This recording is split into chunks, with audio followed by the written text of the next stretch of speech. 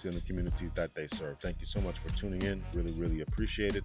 Please make sure that you rate, subscribe, and most importantly, share these episodes. Share them with your family, with your friends. Tell your friends, your family, and your coworkers, and your neighbor, the guy you see in traffic, the guy who's walking down the street, the guy you meet at or the gal that you meet at the store, or when you're getting a coffee and you say, you ask them, you see them on their headphones, you find out that they're listening to a podcast, and ask them, hey, have you checked out Captain Hunter's podcast? That's one of the best ways that we can help to make sure that these episodes are going on and growing on. You can support the podcast also through PayPal, Cash App, and Venmo. All of those are CPTL Hunter. PayPal also is CAPTHUNTER, Capped Hunter. And make sure that you're doing all of those as well. You can hit me up on cptlhunter@gmail.com. You can follow me on Instagram, CPTLHunter, Twitter, CPTLHunter, Facebook, Captain Hunter's Podcast. Every Monday, 7:30 p.m. Eastern Standard Time, we have a new episode, live episode, where people can call in, chime in, write their notes, and just hear, different experts, or even just different, random conversations. Not always going to have an expert. Sometimes you just want to talk to normal, everyday people and just have a conversation about what's going on in the world and how we're coping and how we're living and how we're surviving. With the pandemic, with the police shootings, with the resurgence of white nationalism, with the politics, there's always something for us to discuss. And so we're looking to get into all that type of thing in Captain Hunter's podcast. This particular episode with Adam Pasciak, this particular episode, I held on to it for a little bit. I think it's time to release it now because of the recent incident that happened in Brooklyn Center, Minnesota. Dante Wright was shot by former Officer Kim Potter. And so it's just time to understand what's going on with this. And so many times we focus on what happens to the families and to the victims. And I've done a couple of episodes on the trauma that is induced upon families. I talked to Michael Bell. I talked to a number of different people who've experienced tragic losses within their families. But we have to also understand that police officers are humans as well. They deal with pain, they deal with trauma. And we're going to look and speak with a former police officer, Adam Pasciak, who is a former police officer himself. He went through a traumatic incident. He then retired from law enforcement, went back to school, completed his PhD, and now is helping other officers deal with their pain, their trauma, and all that type of thing. We can't have people, whether they're losing their jobs because of the economy, whether they're dealing with stress and depression because of COVID, or just a police officer or not just a police officer, but police officers who are dealing with stress and trauma because of their jobs, who are taking their lives. Any and all of these people that I've just named in their lines of profession need help, need assistance from the things that they're dealing with. And so Adam Pasciak wrote a book called After the Smoke Clears, Surviving the Police Shooting and Analysis the Post Officer Involved in treating shooting trauma. Surviving the Police Shooting and Analysis of the Post Officer Involved Shooting Trauma. It's in the second edition, After the Smoke Clears, Surviving the Police. So this is available through Charles Thomas's publishing house. And I'm sure that it's available on Amazon and anywhere else that books are sold, so make sure that you pick up a copy of that. I'm not going to delay the time. We know that we're dealing with a lot of what's going on. As I mentioned, Army veteran who's pepper sprayed, the traumatic shooting, and really, really unfortunate shooting, accidental shooting in my estimation, of Dante Wright in Brooklyn Center, Minnesota. It's not a homicide, not a murder. I doubt very highly if they'll send that particular officer, Kim Potter, to jail, but we'll see. Anyway, let's get going with the episode, everyone. Here is the episode with Adam Pasciak, licensed clinical social worker, talking about how police officers survive the emotional trauma after a police shooting. Police reform is more than just a trending topic. My name is Lawrence Hunter. I'm a retired police captain from the state of Connecticut, and I've written a new book called Police Reform, and I talk about the evolution of law enforcement here in America and what changes need to be made in order to improve the relationship between the police and the communities that they serve. Over the past few months, it has become increasingly more important and more evident that there's something amiss and awry between the police and the communities that they serve. So whether you're about defunding the police or defending the police, if you're about Blue Lives Matter or Black Lives Matter, no matter what side of the fence you happen to sit on, make sure that you pick up your copy of Police Reform today.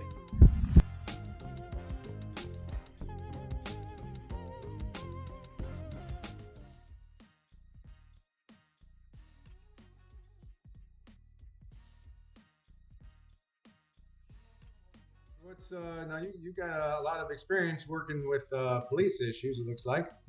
Oh well, a few. Yeah. Yeah. I was an officer for 24 years. Retired as a Mhm. captain. So a few years. Taught in defensive tactics. I did some training with implicit bias. I was instructor at our police academy. So did some things here and there.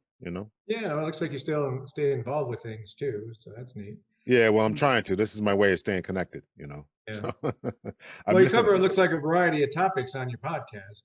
I do, yeah. So, I try to, my tagline is bridging the divide between the police and the community. So I can't just always talk about police stuff when what the police should do better. I got to talk about what the community needs to do better.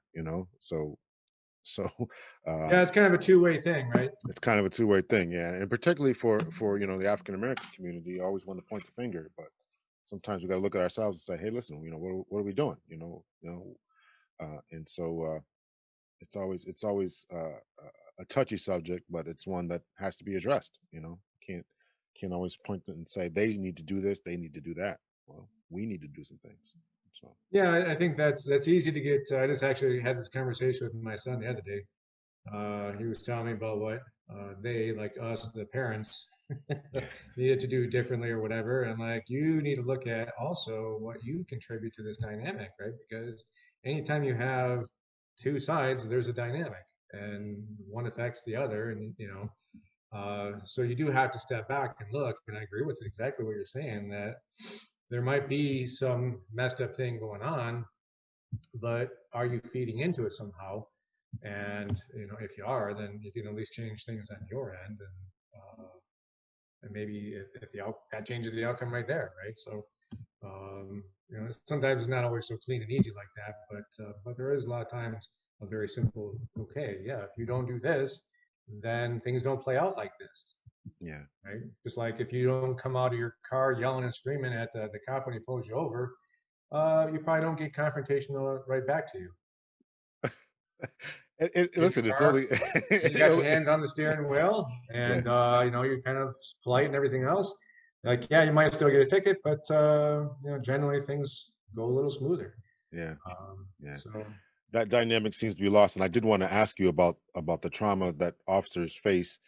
We'll get into this, but the officers face, after some type of confrontation like that. Their video goes viral, all that kind of stuff, right? So, somebody just sent me the viral video now of this 9-year-old who was handcuffed and pepper sprayed in Rochester, New York. There. So, again, if this kid isn't acting a fool, I realize she's got some mental illness things going on and everything like that, but the officers did, I think, what they had to do, from the surface of the video and everything. But unfortunately, community is saying, oh, she's 9, they got to do better. They, okay, well, okay, gotta slow down, relax here. So, but I understand that, you understand that, but many people just don't want to hear that. They just see the age of the girl and say, cops ought to be just supermen and mind readers and all that kind of stuff. So. and be completely competent with handling mental health issues. So Yeah, which on which top of it already. whereas a master level degree education in handling mentally disturbed persons and okay. Now, I would tell you, even with the PhD in psychology, I'm not sure I know how to handle something like that. I can imagine. I wouldn't expect somebody that's a road cop to be able to figure that one out. Yeah. I mean, and unfortunately, we do what we know to do, and that's put people in restraints, put them down, and use the tools on our belt. So if we want, and to a certain extent, I agree that I agree that if we want something different, we have to train them differently and prepare them differently, or send counselors to every single mental health illness calls, either in lieu of the police or along with the police. So I guess Yeah, that's that's going to be an interesting bridge to cross, because I think, what has happened for a lot of communities is police have been like this utility knife thing, that it just does everything, right? And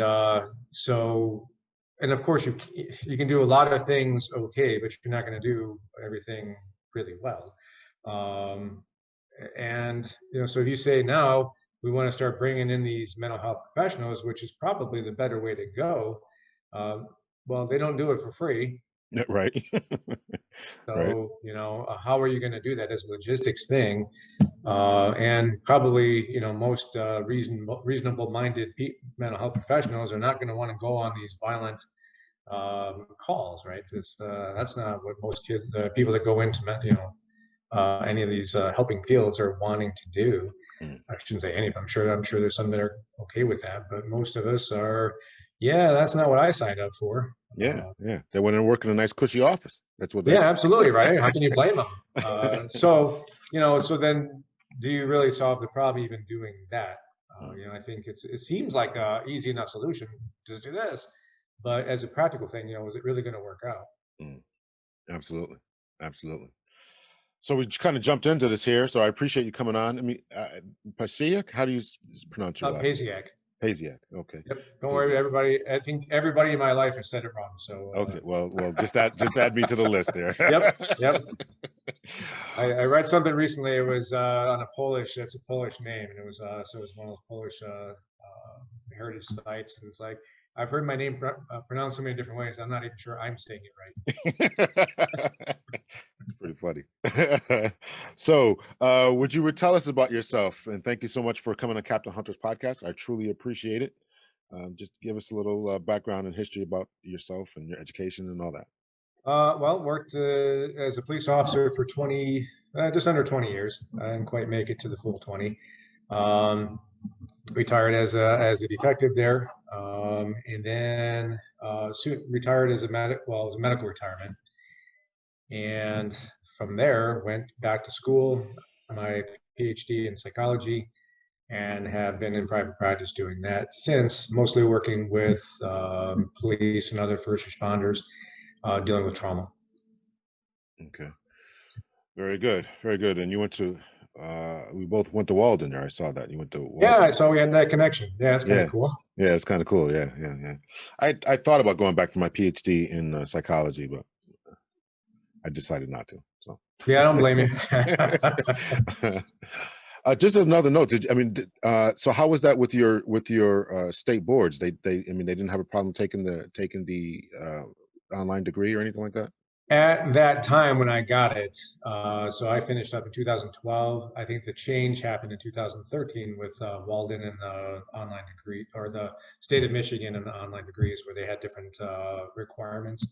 So I got in under the wire on that one. Okay, because I looked at, I'm not sure about Connecticut. That's where I'm at, but I had looked at Florida because I had thought about moving to Florida one time, and I know that they did not accept online degrees either. So I know that's probably going to become very problematic for everyone who's going back to school because everybody's doing it online, So yeah, probably going to have some changes coming up in a lot of things, right? Yeah. So what made you decide to go back for psychology? How did you choose that field? You know what, I think if I look back to when I first got out of high school into college, I had that idea then, and then just got away from it. And I think what happened is after I was injured on duty, there were a lot of things that kind of made me look at things differently, some things that just didn't make sense that I was trying to understand. And so ultimately that kind of, I think, influenced me back into that world of psychology, just trying to understand the brain and how things happen like they do and how we process things like we do. So, and I think just as when I was as a detective, one of the things that always fascinated me was more of the why of things, why things happen. Why do people do this when you know, that's just not really a good decision. And, trying to understand that end of it more. So it was kind of a natural transition, I think, to get back in, to get into this field. Um, and ultimately, I think also work with officers that had been experienced trauma, just, from my own experience, trying to say, well, here's what I've learned from it, to be able to share that with somebody else. Very good. So you do you talk about your injury? I mean, do you talk about it all, or do you mind talking about it? Oh, Yeah, well, so I was involved in a duty-related shooting in 1998, and I mean, there were just a series of physical things that happened afterward to try to correct the issues, and so off of work for a long time, and just understanding how that dynamic plays out with an injured officer and their department, how that relationship might look, what the impact on the officer is, and then peers, and especially even on the return to work, what that ultimately, the impact of that is as well. Because I think there is a tendency to react differently to an injured officer when they come back. Um, so that's a lot of, I think, what I bring to the equation as far as being able to share with people that are coming to see me. sure. And having lived through it, I mean, it's got to be, kind of. And not only do you have the education, but you've got the experience. So that's got to be a, kind of a double plus for people to, especially as cops. We always would want to talk to somebody who wore the uniform. Yeah, in theory, it's a great the thing to put on my resume, but and I'm sure you know this, that cops in general are not quick to say, "Hey, I want to go see a therapist." That's true. That's very So true. Unfortunately. that's a whole different dynamic there. That there's that that mental health professionals and law enforcement, just I think the law enforcement, we tend to look at that as with a kind of a wary eye, right? Like not really sure what they're all about or if I can trust them. Yeah, yeah. Um, how is your relationship with other mental health professionals, psychologists? Do they look to you for a certain level of expertise when dealing with cops? Or how does that go? Um, yeah, I don't know. I don't know if I could say that necessarily. One of the things that I know that helps me is I do EMDR work, and that's a treatment for trauma. Mhm. So that's not something that a lot of people do, and so I'll get referrals based on that. I don't know about if it's because of, and it's kind of known in this area that I do work with police officers, so I'll get referrals just because of that. Like, okay, I don't know if many people know my background or, that I was involved in the things I've been involved in, but just that, yeah, here's this guy in this area. He works with cops. So you sent me a really good article that you and another author wrote, and that is, forgive me, I'm going to butcher this name. I don't have it pulled up in front of me. It has to do with just the male gender roles in policing, for lack of better terms, right? Right. And how we got to be this tough guy, this John Wayne type of personality that and as we talked about before, really makes one reluctant to go seek the help when they go through a traumatic incident or any incident, right? And Absolutely. going through situations with your wife or whatever, right? We we Right. don't we Right. don't want to we don't want to talk to people. So can you talk to a little bit about that article? Yeah. So that was, again, from my the experience afterward, just seeing how people just don't talk about things. So kind of, okay, well, why is this? What's up with this dynamic? And and so the idea is that men in particular are we're not really good with the emotional piece of things. We just, I don't know, we're just not really socialized to really have a good grasp of the emotions. I think there's something that we see as a sign of weakness, and generally we kind of get that teased out of us probably when we're younger, and if we're crying or we're upset about things, our peers aren't really good about offering any kind of support. We learn at a early age to really not get very expressive with things. And then in the field of police work in specific, it's intensified even more because there's this expectation that you're going to respond to things and have this very stoic demeanor, right? So you're not going to be outwardly showing anything, even though internally you might have all kinds of stuff going on. You're conveying this other image, and I think this is something that, as a practical thing, it probably makes a lot of sense, right? Like if you're getting to a serious accident where they're injured or killed people, or some other incident that's really involved, and people are emotionally charged up, to have that person that can come in and convey a sense of calm, that is a good thing. If you're responding emotionally to this thing as well as everybody else, that would probably not help things go like they needed to.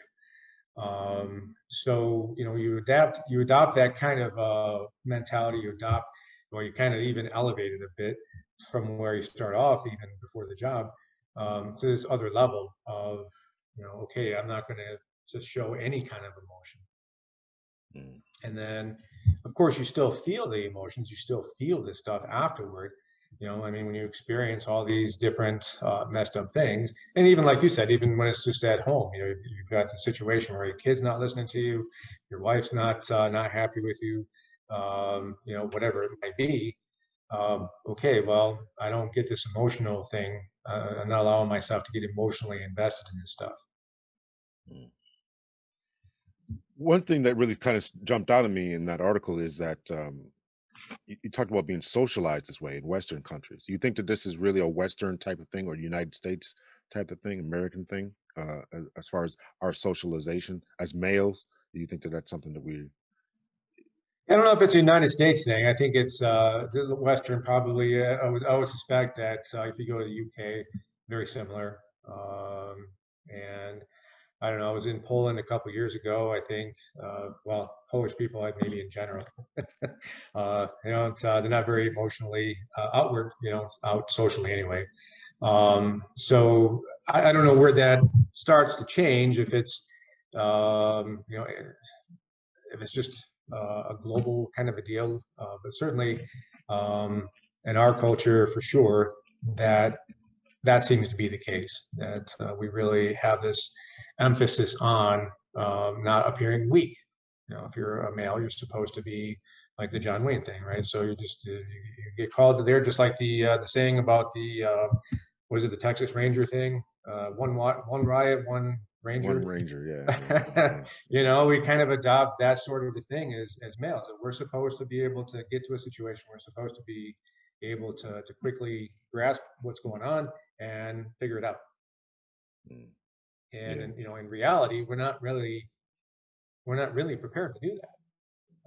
More often than not, I mean, we don't have the answers to everything. We don't have the knowledge and the thing that we need to fix every problem. But there seems to be this thing that gets ingrained in us that we're supposed to. yeah, yeah. What so talk about some of the challenges that people, particularly officers, uh, go through when they look at a traumatic event, whether it's a shooting, a car accident, a dead baby. I can Let me just tell a story right quick here. So I was fairly new on the job, and we get a call, about a baby not breathing. So I'm the first officer to respond there, and we were the first responders. Right, we got there before the medics.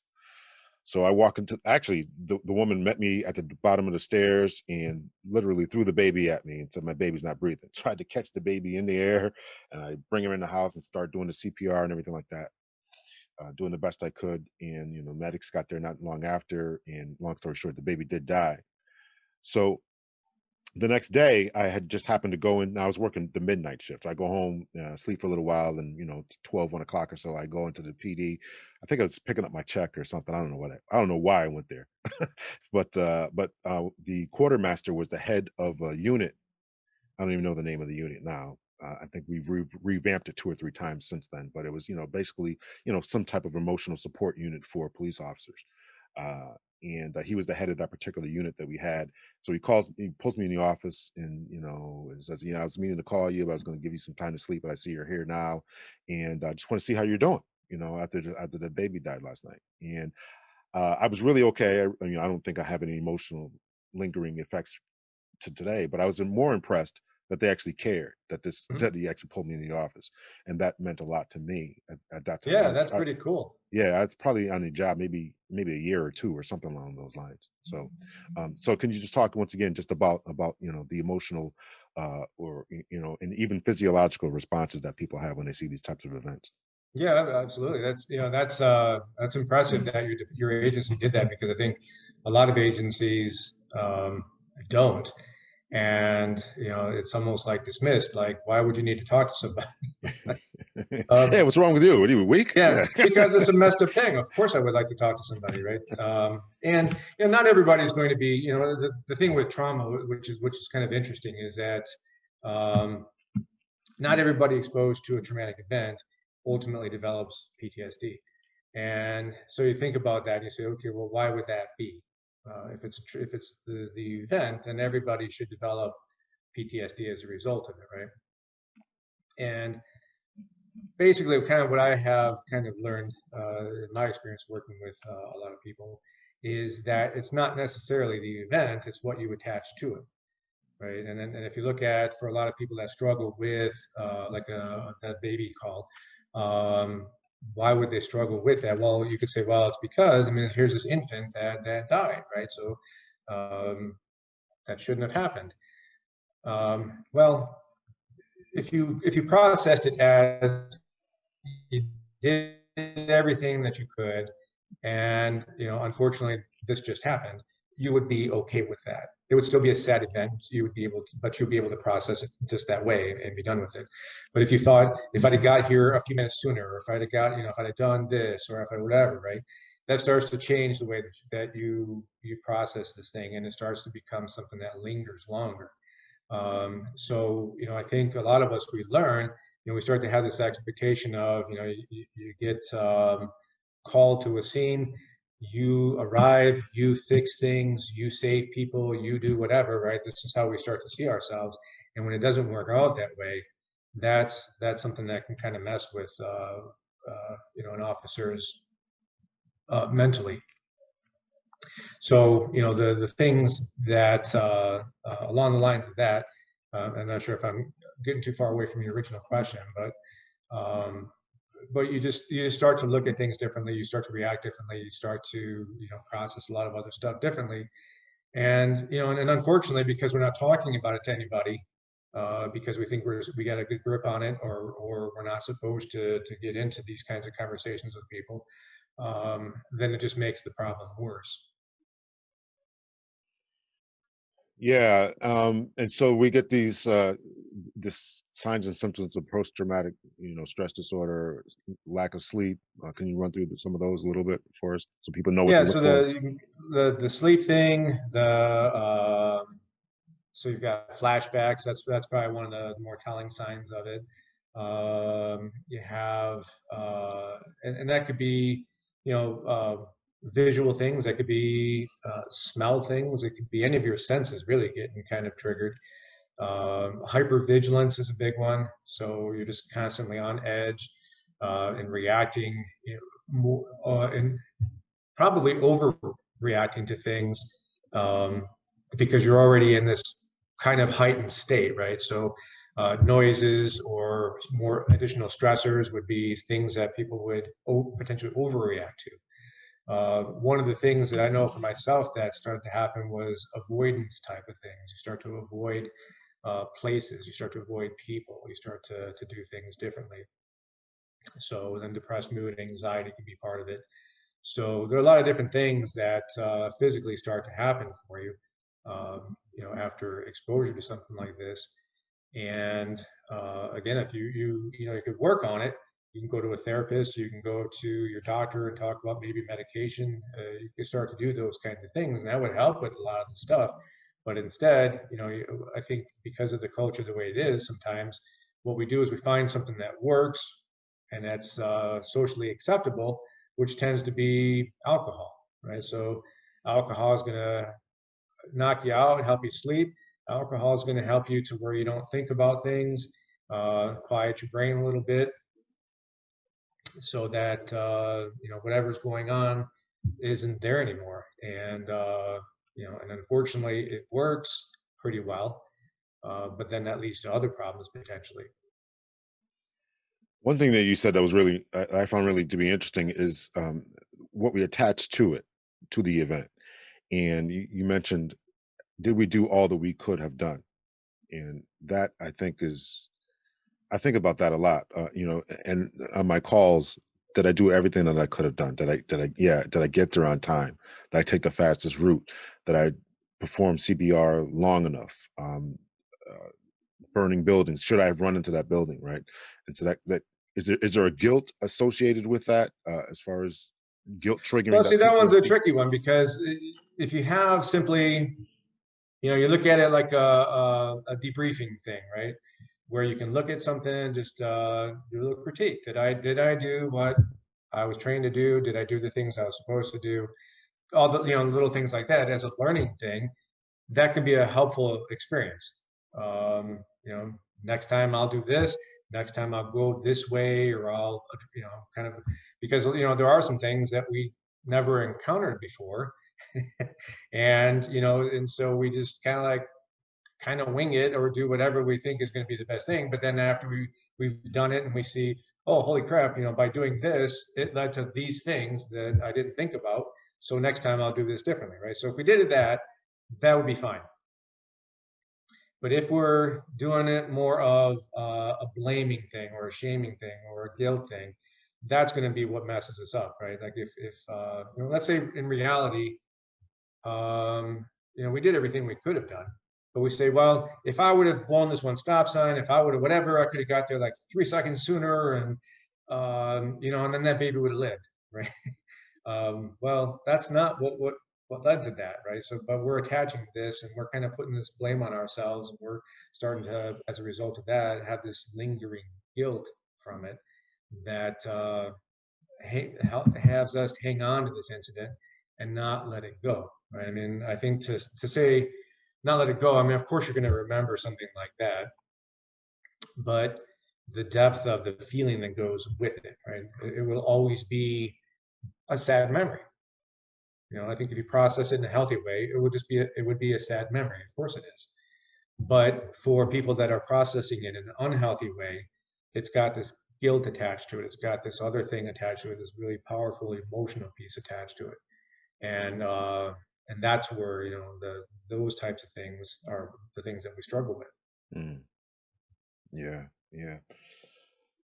You talk about the ineffectiveness of, well, I guess I don't even know if ineffectiveness is the right word. We don't know if it's these talk therapy groups or sessions after a traumatic incident are actually helpful. Can you talk about that a little bit? We don't really know, right? The science isn't conclusive. And it seems to be that if you, like if you were to talk to people afterward, most people would say it helped. I think that just as an anecdotal thing, most people would just kind of say this was a beneficial thing. But I don't know. I think where the research says is that, yeah, but did things really change for these people afterward? Mm, And and that's kind of murky on that end. And but maybe and going back to the article, I think we talked about that a little bit. You know,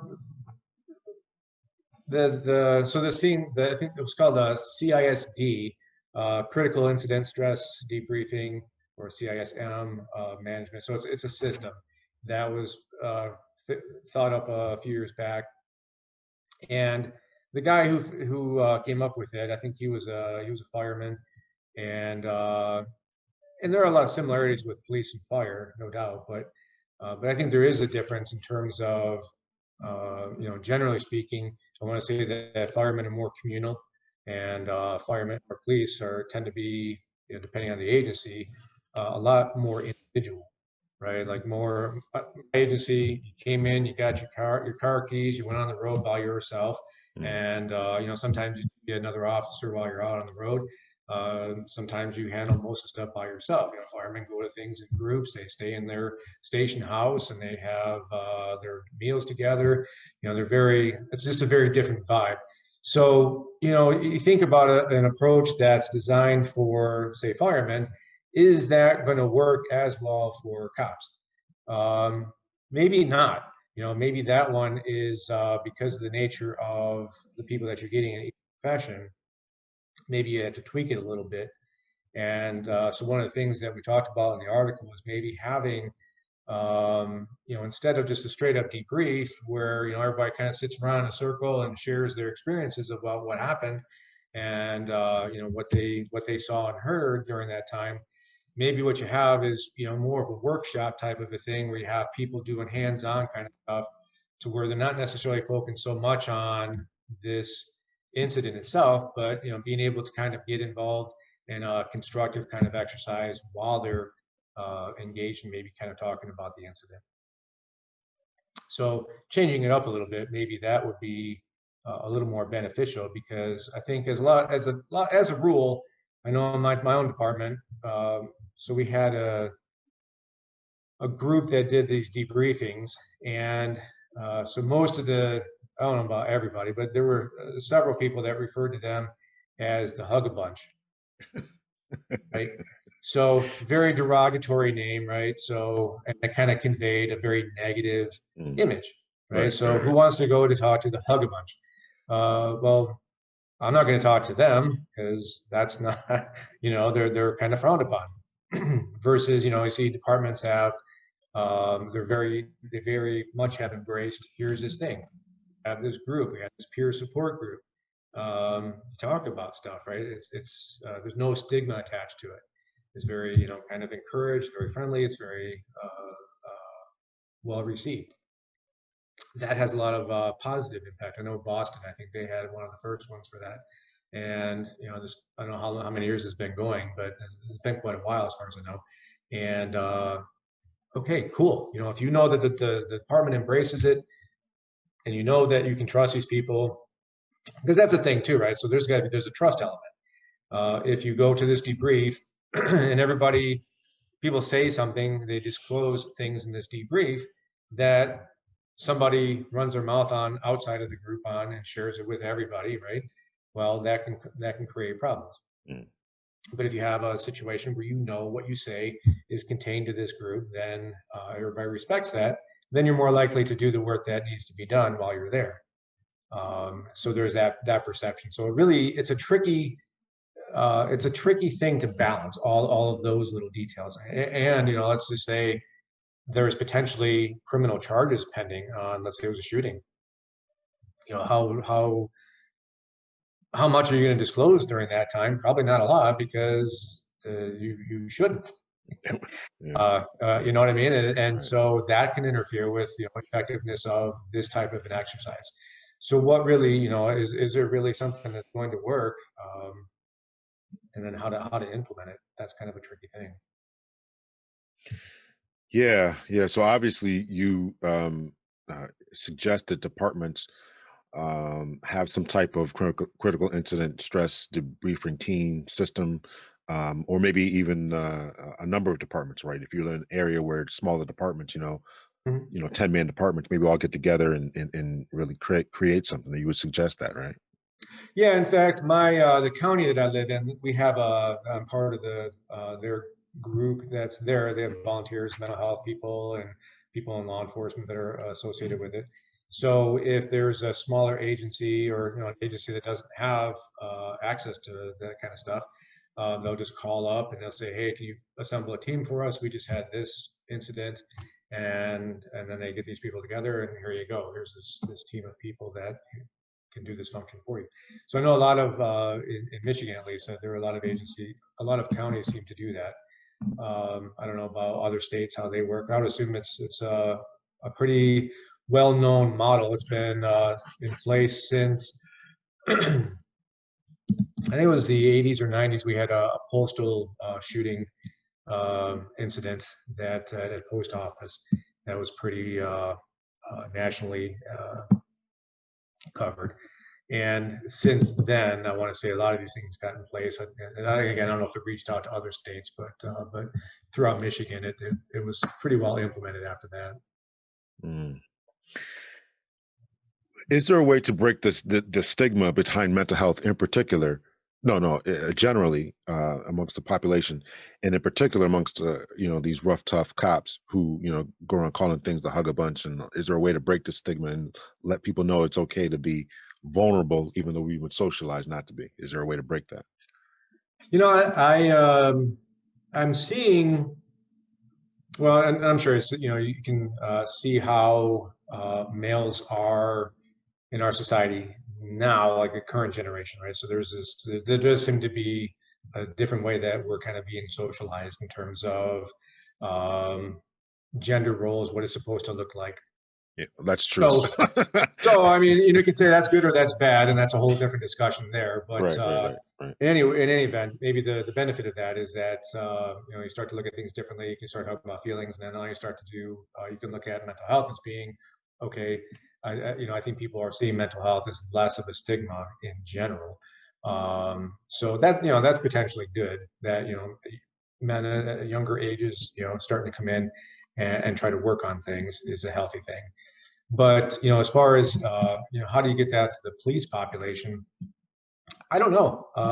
Because I thought when I got involved in this, one of the things for my dissertation, I was trying to do some research with surveys and reaching out to different police agencies, and I thought my credentials might speak for themselves. Like, hey, I'm one of you guys, and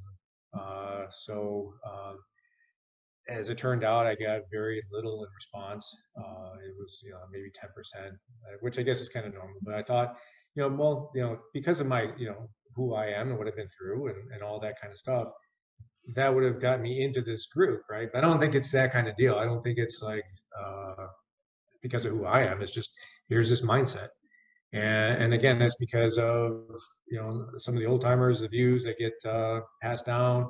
Some of it's the department administration. Things about I guess there are a lot of concerns. What if you go to a therapist? What if they say you are crazy? What if they say you can't carry a weapon? You can't do whatever, right? So this gets in their brain, and they're thinking, and they're like, well, I don't want to go see somebody who's going to potentially say something that's going to affect my ability to stay employed. So, there's a concern of that. There is the concern of being seen as weak by coworkers. So until we kind of change the culture of some of that stuff to where it is just a regular thing, I don't know how you get rid of that. And so maybe, if you had mental health more closely related to police, um, maybe that would change it a little bit, or maybe it pushes them further away because you start working with some of these mental health people and you see, well, yeah, I don't know if I can really trust them with what I need to deal with because they have this whole other agenda. Mm-hmm. So, I mean, it's a tricky balance. I guess it's like, how police, we generally look at attorneys, right? I don't know about where you're at, but, more often than not, we look at attorneys right off the bat as we can't trust them. No, no, we do the same thing here in Connecticut too.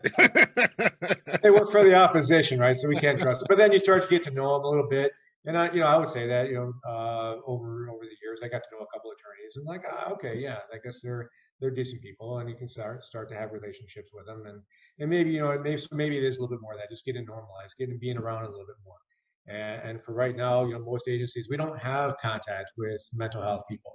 They're out, this other entity that we don't know anything about. And in general, things that we don't know anything about, humans are, we tend to be distrustful of that. Mm. As we get to know, as we get to learn more, get more exposure to, then we get a little bit more comfortable with it. So maybe that really is the answer. Is like so many other things, is that you open that world up a little bit, it becomes more normalized, and then we take more advantage of it. Well, I certainly hope so. I certainly hope so. Do women struggle in the same ways that men do after some type of traumatic incident? Particularly, Women in general, or women cops? well, both women in general and then women in law enforcement. Yeah, well, I think specifically women in law enforcement, it's probably a little worse because Um, well, first off, I think it's still what 85% men, Yeah, law enforcement. probably. Yeah. So you're not going to have very much in the way of peer support as a female. I mean, you do, but it's a little different dynamic.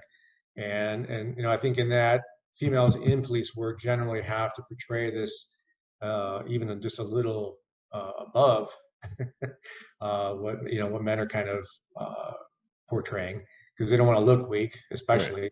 Right. Right. Uh, Right. Right. it's a harder dynamic, I think.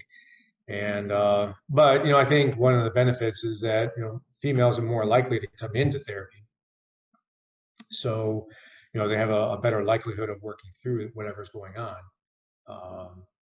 once they do that.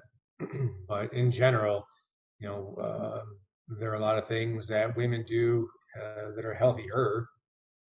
Being able to talk about feelings, being able to, cry in front of somebody, to be able to talk to a friend about what's going on, about how they're feeling, that men just don't typically do, and and that's something that is to their credit, to their benefit, that it helps them to work through things.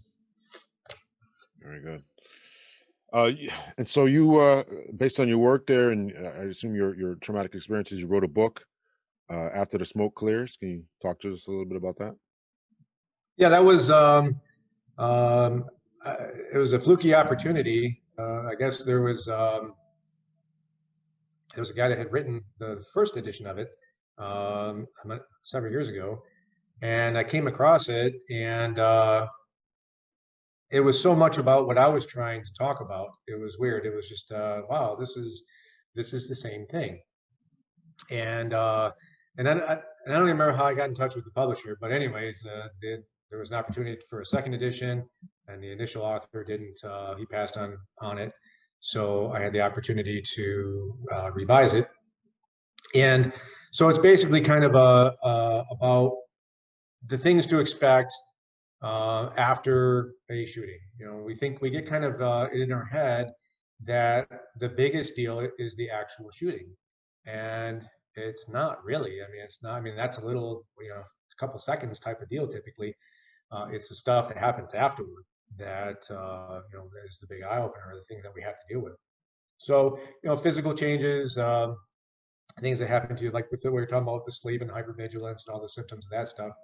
And then changes in how people react to you, and the relationship changes, departmental stuff, and then public perception. If you're dealing with like some of the things nowadays with you have something where you're involved in a shooting, and then it's on the news nationwide, and you're portrayed as this really horrible person. Um, the impact that it has on not just you, but your family as well.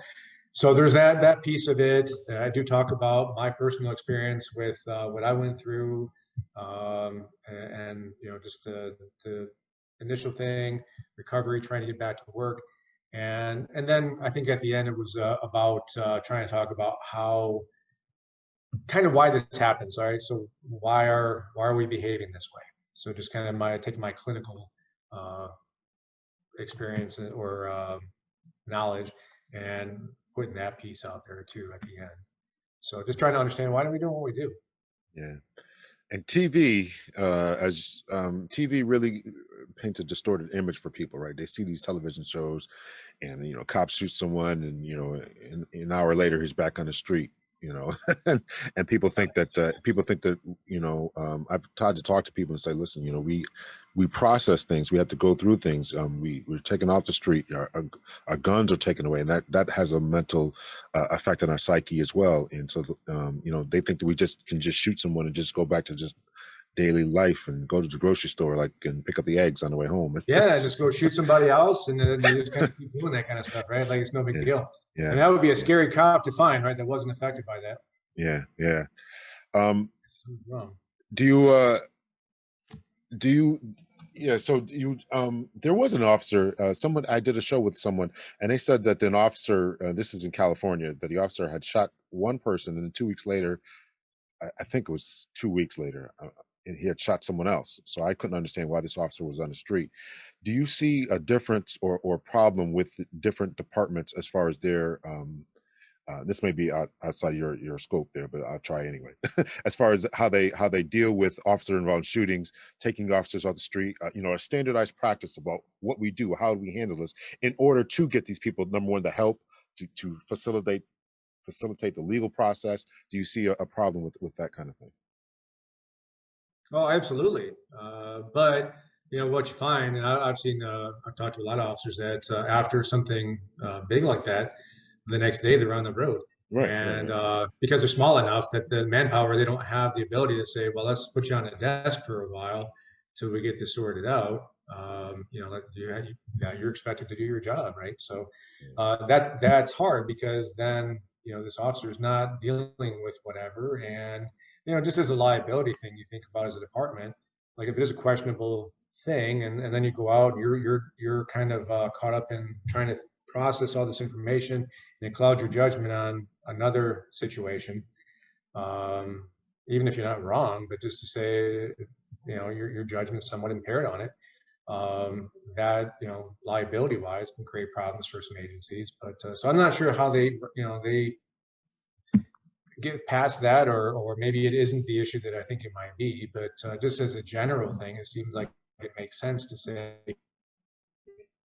hey, let's take you off this for a moment and take a step back while this is all, because there's a whole process, right? So I know for myself, there was a warrant requested against me for the killing of this person, and which, as an officer, you're like, you what? I'm Yeah, part of this criminal investigation, and what? yeah. And so my fate's in the hands of somebody else. I mean, so that's a stressful thing. That's a very something that, if it's on your mind, until you get some closure on it, um, and it's going to impact your thinking. And any of these things, if we're lucky, we and for most cops, I mean, we'll go for our whole career and never have anything like that, right? Some cops seem to have like it finds them, or they find it, or however it works out. But for the most part, if we have that time to kind of process it and work through it, it just works better for us to be able to be better for whatever we're going to encounter next. One big thing that you mentioned is the isolation that officers go through. I think this was in the article that they go through from other cops, right? The other cops will not be around them as much. I can remember now this officer, the story. Well, I'm not gonna tell you the story, but there was a story in my department in which this officer had really done something really stupid, and I had wanted to reach out to him, and I think he was the deputy chief at the time, said, this is not the case. You kind of just want to let this guy just kind of go. And so but he had done something dumb. But officers, as we mentioned, you don't know if he did anything dumb. You might have a questionable shoot that's, like you said, in the hands of the prosecutor or whatever. But officers will isolate themselves from you. They'll stop calling you, stop texting you, and that can add more stress. So what would you say to officers who are I mean, if they did something completely stupid, I think we'd Mhm. all agree to kind of leave them alone. Okay. But but if it's on the fence, or something that you think that they'll come through, how would you suggest that other officers reach out, suggest, or what would you be your suggestions? Yeah, that's a great question. Yeah, because I think you get that isolation, and the problem with that is that that's all that's replaying in your mind, right? That's the only thing that's going on. And and one thing to kind of consider is that, and this is like a therapy thing that I'll talk to anybody about, is that in the moment when we do something, we do what at that moment seemed to be the best thing to do. Right? I mean, I think most people approach things that way. Now, it could have been a boneheaded thing, right? But in that moment, you were thinking this, and that's why you did what you did. Um, and so right or wrong afterward, you could say, you can take it apart afterward later. But in that moment, that's why it happened. I guess maybe what I'm saying is, maybe it shouldn't have happened. You could say that later on, but you can always get a sense of why somebody did what they did based on what their thinking was at the time that they did it. Um, so, as a supporting officer, to be able to say, dude, what were you thinking, when this happened? and to approach it that way maybe gives them an opportunity to process it and to work it out or whatever, and and still stay connected, right? Because I think, well, first off, maybe we're reluctant to talk to them because if it's a boneheaded thing, we don't want to know anything, because then if somebody asks me about it, then I might have to tell, right? So if I don't know, I can't tell.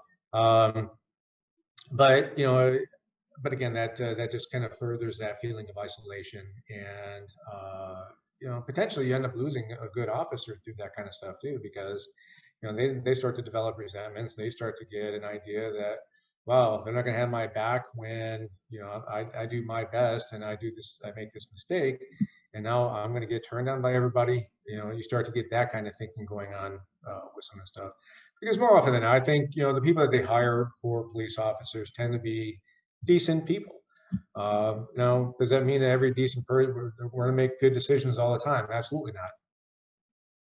I don't think any of us could ever say that. And certainly in the field of law enforcement, where you encounter just so many different things throughout your career and throughout the day, even sometimes. But you always, I just kind of always had the assumption that people in a moment where they did whatever messed up thing they might have done, that was probably the best thinking that they had at that moment. Well, thank you so much for coming on the podcast. I really, really enjoyed the conversation. Yeah, likewise. Where can we get the book at? Is it in Barnes and Noble, or where is it? No, I think it's mostly on Amazon, and then it's through the publisher. I think it's Charles Thomas is the publisher. Yeah, I think that's the name of it. But, Okay. Yeah, Amazon's the easiest way, I guess. But makes, if nothing else, it makes a good doorstop. I'm sure it's a good read. I usually try to read it, but try to read books before I have people on. But I will get to it. I will get to it. So. Well, I appreciate it. It was great talking to you, and I'll look forward to staying in contact with you. Absolutely, absolutely. And the name of the book for the audience there is After the Smoke Clears: Surviving a Police Shooting, 2nd edition. Yep. Thank you so much for coming on the show. Yeah, Dr. Have a great day. Pasciak. I said that right? Did I say it right? Pasciak. Oh, jeez. Don't worry about it. I apologize. Okay. No worries. All right. Have a great day. All right, you too. Thanks. Good to talk to you. Police reform is more than just a trending topic. My name is Lawrence Hunter. I'm a retired police captain from the state of Connecticut, and I've written a new book called Police Reform. And I talk about the evolution of law enforcement here in America and what changes need to be made in order to improve the relationship between the police and the communities that they serve. Over the past few months, it has become increasingly more important and more evident that there's something amiss and awry between the police and the communities that they serve. So whether you're about defunding the police or defending the police, if you're about Blue Lives Matter or Black Lives Matter, no matter what side of the fence you happen to sit on, make sure that you pick up your copy of Police Reform today.